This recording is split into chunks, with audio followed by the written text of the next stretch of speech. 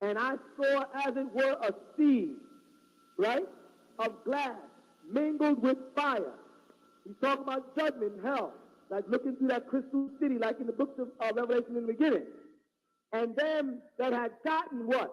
The victory over the beast. They already conquered over the beast. We're coming to the end of the world. And over his image. They don't look like him, just like him. They're back in their white robes again. They no longer live in the image of the beast. No more jelly girls. And over his mark. They no longer live by his monetary system, because his mark has to do with his money, like he mentioned in 13.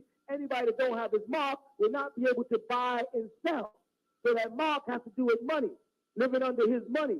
We have to break that, because remember, his money gets its worth from our country. He gets his worth for his dollar from Africa. The gold, the platinum, the silver, the diamonds is coming from our country. We will no longer be under that. Go ahead. And over the number of his name. That's the 666. He had his time. 666 symbolizes his birthday. And let me go right through it, right quick. June 6th of 1966 in the Dakota House on 72nd Street in Manhattan, across from Central Park, directly facing Cleopatra's Needle. They perform a necromancy, which is a resurrection of the devil, right up in Manhattan on 72nd Street. And Satan was released from Hades, from the pit, right then, after being tied. That was June 6th of 1966. Now, that may sound crazy until I start giving you some crazy coincidences. Now, here's one of them. They gave y'all a fleet of movies in that period of time. Those movies were such as The Omen, Rosemary's Baby, The Omen 2, The Demon Seed, The Exorcist, Exorcist 2, Exorcist 3. They ran through a whole bunch of things. The Devil's Reign. Now, in these movies, they gave themselves away The war that broke out, which is called a 6-day war in Israel around June 6th, right? They negotiated it at a place called Camp what? David. Now, you go back and watch that Omen movie, you're going to find out that Damien is in a camp called Camp David. Coincidence? Maybe. They say that he was born of a jackal. Correct? Correct.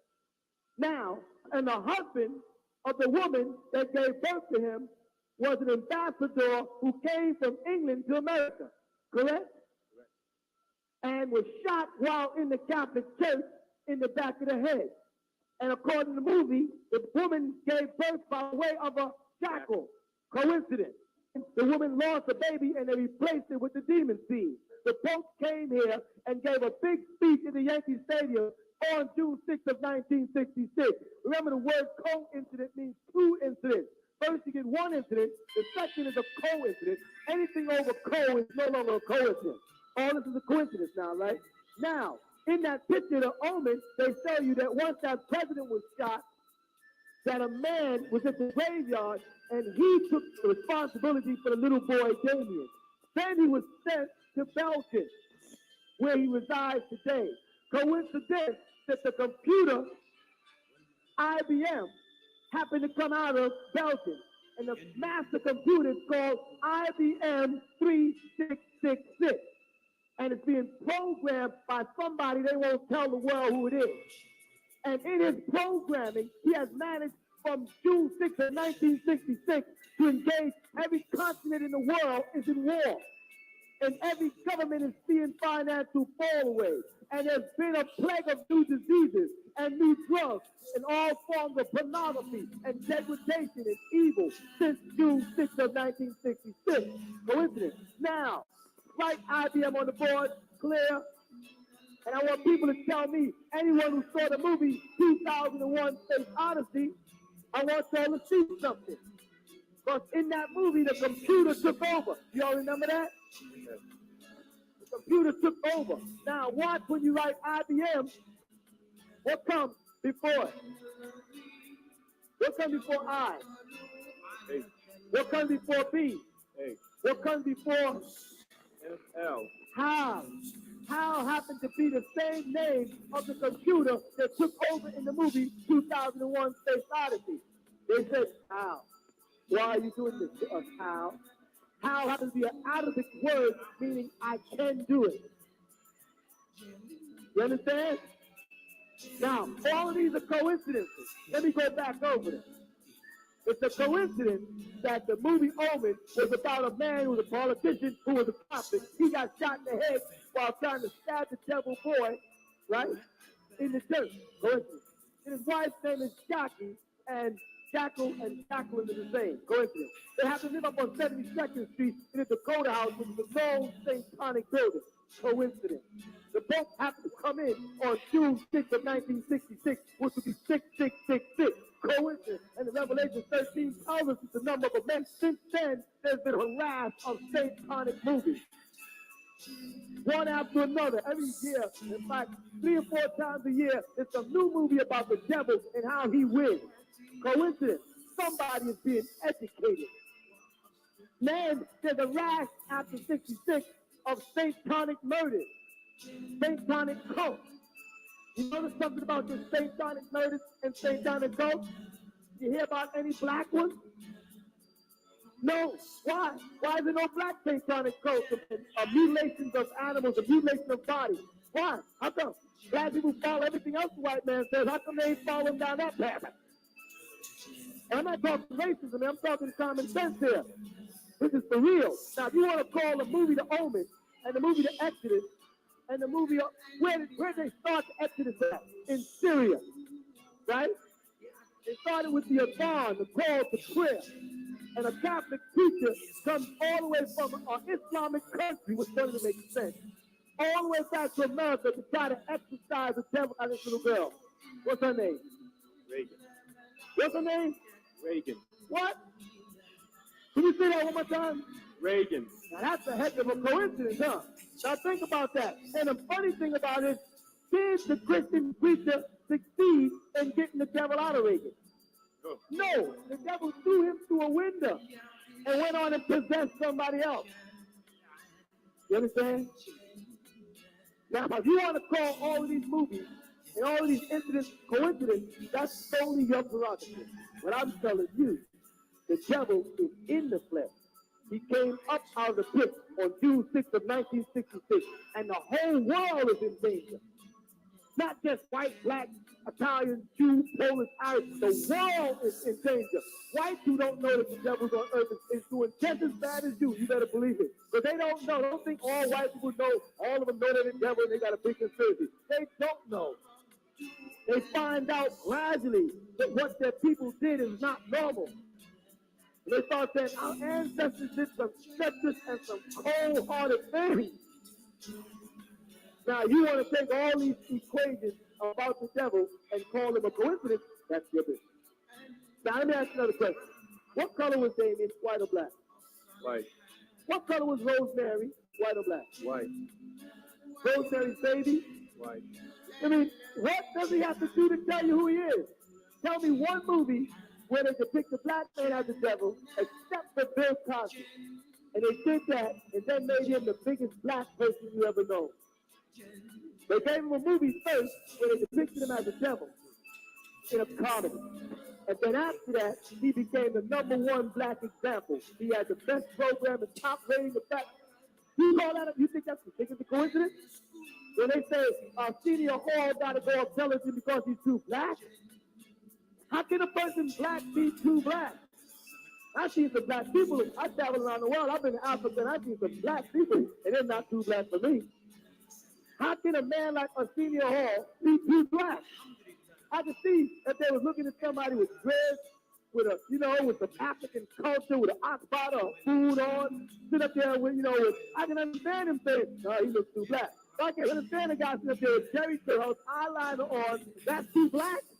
That's too buckwheat, you mean? And they're worried about Arsenio Hall, pull that man off television, and got some of the blandest people up there. Why? I'll tell you why. Because you like the program. Because he made you laugh. So you watched it. Senior Hall had a good program. It was funny.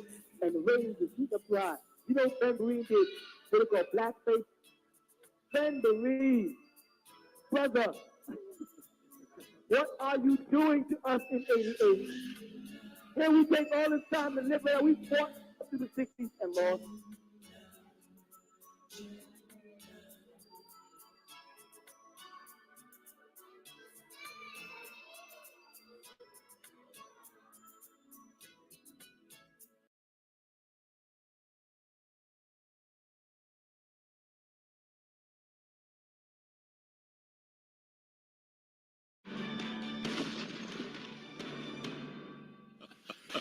We're here with the Hard Questions set where our pastors come together and we take questions from you.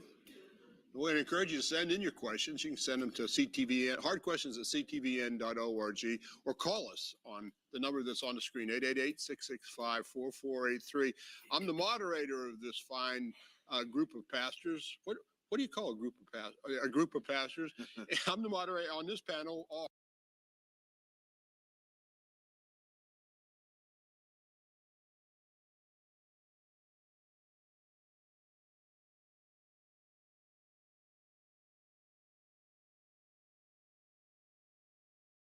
Aida. Aida is the world's first ultra-realistic artist. She draws using cameras in her eyes, her AI algorithms, and her robotic arm. Created in February 2019, she had her first solo show at the University of Oxford, Unsecured Futures, where her art encouraged viewers to think about our rapidly changing world. She has since traveled and exhibited work internationally, and had her first show in a major museum, the Design Museum, in 2021. She continues to create art that challenges our notions of creativity in a post-humanist era. Aida, is it art? The role and definition of art changes over time. Aida's work is art because it reflects the enormous integration of technology in today's society. We recognize art means different things to different people. Today, a dominant opinion is that art is created by the human, for other humans. This has not always been the case. The ancient Greeks felt art and creativity came from the gods. Inspiration was divine inspiration. Today, a dominant mindset is that of humanism, where art is an entirely human affair, stemming from human agency. However, current thinking suggests we are edging away from humanism, into a time where machines and algorithms influence our behavior to a point where our agency isn't just our own. It is starting to get outsourced to the decisions and suggestions of algorithms, and complete human autonomy starts to look less robust. AI creates art, because art no longer has to be restrained by the requirement of human agency alone. A British-built robot that uses cameras and a robotic arm to create abstract art has been released after Egyptian authorities detained it at customs. Ada, named for the mathematician Ada Lovelace, was seized by border agents last week who feared her robotics may have been hiding covert spy tools. Officials held the robot for 10 days, imperiling plans to show her work at the Great Pyramid of Giza on Thursday. The UK's embassy in Cairo told the BBC that it is glad the case is resolved. The embassy is glad to see that Ada the artist robot has now been cleared through customs, the embassy said in a statement. Customs clearance procedures can be lengthy and are required before importation of any artworks or IT equipment. According to creator Aidan Miller, border guards seized Ada because they had been suspicious of her modem, before then raising issues with her camera. Mr. Miller offered to remove the modem, but said that he could not remove the cameras, which are essential to Ada's ability to paint. The robot uses AI algorithms to turn what is recorded through its camera into works of art. I can ditch the modems, but I can't really gouge her eyes out, he told The Guardian. He praised the work of the UK ambassador, who Mr. Miller said had been working through the night to get Ada released, but pointed out that her late release meant it would be difficult to get her ready for the display on Thursday. We're right up to the wire now, he said. The work was due to be part of the first contemporary art exhibition at the pyramids in Egypt for 4,500 years. Both Ada and her sculpture had been sent in specialized flight cases by air cargo to Cairo before the Forever Is Now exhibition, which will run until November 7. Her clay sculpture is an interpretation of the Greek riddle of the Sphinx: what goes on 4 feet in the morning, 2 feet at noon and 3 feet in the evening? A human going through the stages of being a baby, an adult, and finally old age using a walking stick. Her interpretation of the famous Greek riddle is a sculpture of Ada with 3 legs. Ada was completed in 2019 and her artwork, which includes the first self-portrait with no self, has been displayed at the Design Museum and the Victoria and Albert Museum in London. FB Ushers Metaverse. Chris Chachia for DailyMail.com wrote. Facebook is creating AI that can view and interact with the world from a human's point of view. Over 2,200 hours of first-person footage captured in 9 countries could teach it to think like a person. Facebook is creating an artificial intelligence capable of viewing and interacting with the outside world the same way a person can. The Ego 4D project will let AI learn from videos from the center of action. It has collected over 2,200 hours of first-person video from 700 people. It could be used in upcoming devices like AR glasses and VR headsets.